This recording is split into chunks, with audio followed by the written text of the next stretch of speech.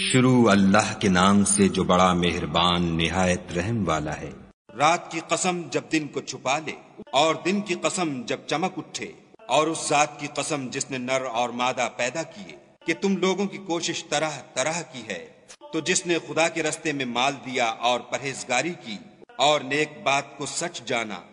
اس کو ہم آسان طریقے کی توفیق دیں گے۔ اور جس نے بخل کیا اور بے پرواہ بنا رہا اور نیک بات کو جھوٹ سمجھا، اسے سختی میں پہنچائیں گے، اور جب وہ دوزخ کے گڑھے میں گرے گا تو اس کا مال اس کے کچھ بھی کام نہ آئے گا۔ ہمیں تو راہ دکھا دینا ہے،